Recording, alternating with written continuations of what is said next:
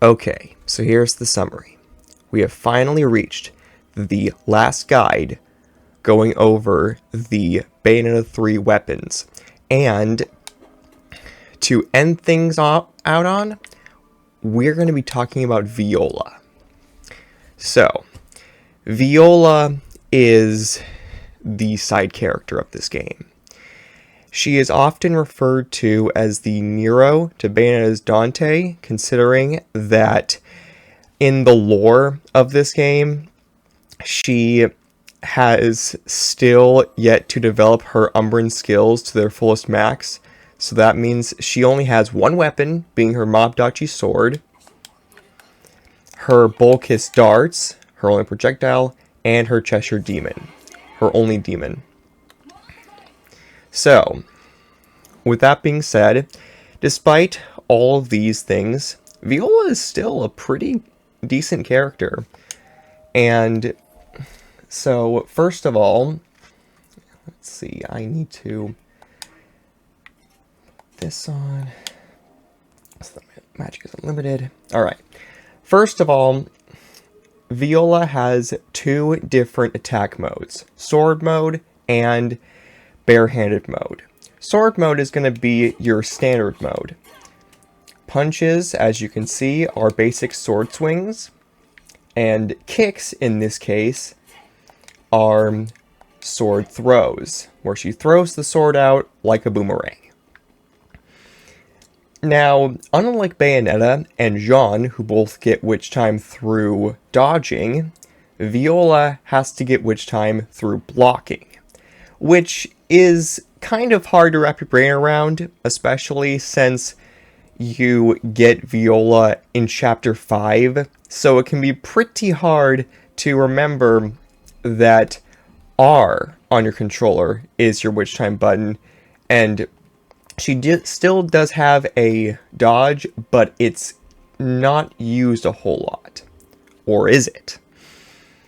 So, when it comes down to, combos, they're very basic. Her 5-punch combo is a flurry, and so is her 4-punch combo, 1 kick. Basic combos. Now, one thing about this character is that it's like you have to be good at managing your sword, because if there is any attack where the sword is not directly in Viola's hand, so for example, if I pause it right here, during this moment, if there is an enemy that attacks you while you don't have the sword in your hands, or the sword is thrown, you can't get witch time. Witch time is entirely connected to your sword. So you have to be ready to do combos when there's either no enemies around or the enemies are dazed, because you'll take damage more easily if you aren't aware of that. Let's see. Some popular combos that I see a lot of is 3 punches to 1 kick to 1 punch into Demon Slave, because the Demon Slave attack is one of the fastest in the game. And when it comes to Cheshire's demon attacks, some of them are better than others. So this Flash Slave, that's what it's called, Flash Slave. That one right there is probably the longest one, and is not really to be used a whole lot, since that is a pretty long startup animation for the attack, whereas the Flash Slave attack for this combo is almost instant. So if you watch any kind of Viola videos on YouTube, about people beating Witch Trial 3 with this character, they tend to spam that one combo because it is the fastest flash sleeve attack and does the most amount of damage. Quick note, I kind of forgot about one thing about Viola, and that's her projectile. Basic projectile, the Bulk KSR, just pretty useful for keeping up combos from a distance. Her charge is that. Does pretty good damage. Then her circle gun. This is actually really good in tandem with barehanded mode because it's pretty good AoE. So you can also use that in your gameplay. Alright, back to the main video. Now then, for her techniques, the basics of Viola's techniques are pretty simple. That's her afterburner kick, her witch twist, forward punch, you rush forward with your sword, back punch, basic launcher, back to forward punch is a projectile, which can be a good way to keep your combo going if your enemy is far away. Circle punch, which is pretty useful in certain instances. However, it can be hard to manage sometimes, especially with that ending animation. Then for kicks, which is the sword throws. Forward throw, this one's called disc changer. Back kick is called chromatic moon, and circle kick is called windmill Pete. And here's back to forward kick, which is a basic chomp attack. Now, if you've noticed with windmill Pete, this attack goes on for a very long time, and you can move while it's going on. This attack is probably your best attack for damage, since you're basically surrounded by a hitbox, and so you can follow up with various different attacks while in barehanded mode. And with that, let's get into barehanded mode. So the best way to enter barehanded mode is by summoning Cheshire. And when it comes to barehanded mode, the basics of it is that it's just a simplified moveset. You know, basic punches. 3 punches is your Aura, your Star Platinum Rush attack for all you JoJo fans. Then kicks, very basic. Then for, forward punch, you just do a punch forward. Back punch is an uppercut. Forward kick is a grounded afterburner kick. Back kick is similar to that of Bayonetta's. Circle punch, you do an arm flail around. Circle punch is also circle kick is also a pretty basic attack, but back to forward punch is a force palm strike, and the back to forward kick is the only kick that she has that isn't actually a kick, but it's a really good AoE attack, especially if you're in the air, where you just go straight down.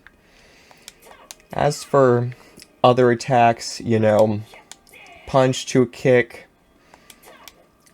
2 punches to 1 kick, very, very basic attacks. Nothing to write home about.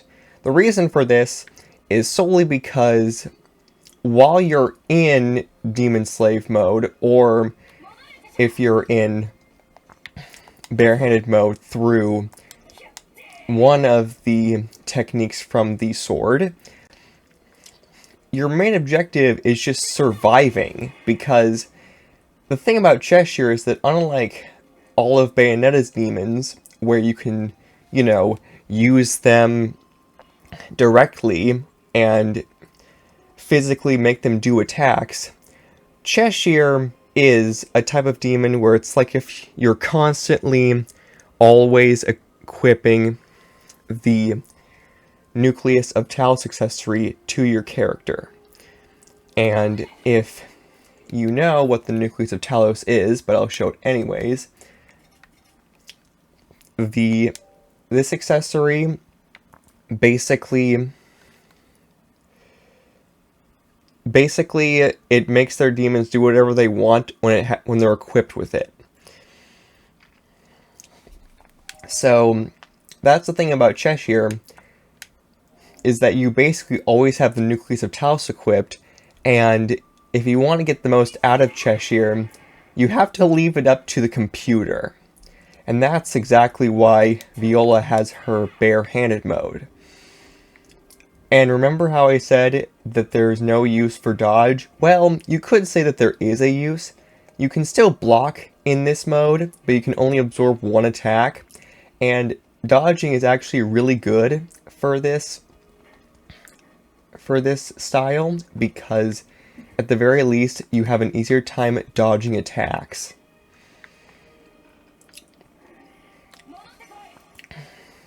Now, for her gimmick, Viola has... her main gimmick is that she charges her sword with fire. And it goes up to... and there's 3 levels of attacks. Level 1 is just a tap, level 2 is mid-charge, and level 3 is full charge. Second, mid-charge is when she charges her sword with fire a little bit, so it's just a basic fire attack, and full charge is that she also includes Cheshire. The only problem with the full charge is that you're not really going to be using this attack all that much, because the enhancement is pretty long, and it's not really that worth it, but you could probably get away with using it in some circumstances. Like if there was one enemy that you just wanted to finish off quickly, you could do that. But one charge is fast enough that you can actually still combo fairly decently. Another trick that is seen by Viola users is that you do Windmill Pete, and then you alternate between Afterburner Kick and Forward Kick. That singular attack style does the most amount of damage for her character. Like that's probably the easiest way to get pure platinums with Viola. And some people kind of rely on it a bit too much. Now then, for combos, I'll probably just make a whole separate video talking about Viola's combos, but here is a quick rundown of all the ones that she does. The flurry. There's that one.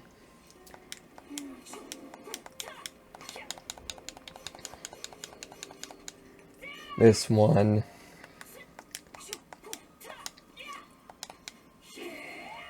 That one is another one that is good in some circumstances. There's, of course, this really good one. Then, let's see.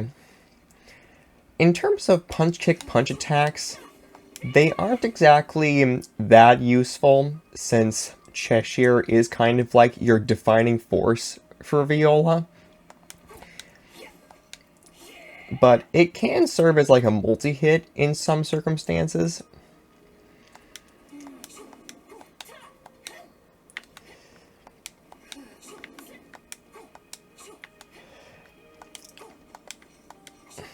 There is a way that's called like block offset, where if you do an attack that is like you block and then you attack in a certain way, it is very similar to dodge offset with Bayonetta. But I don't have the skills to do that. I'm not that hardcore of a Viola player. This is merely just a guide that go over the basics on how to use this character properly. Something else I forgot to mention in my guide for Viola is her fairy form. So while in this form, Viola has 3 different attack styles. Pressing the punch button will do basic attacks up to 3 times, and her kick is 1 large attack going down.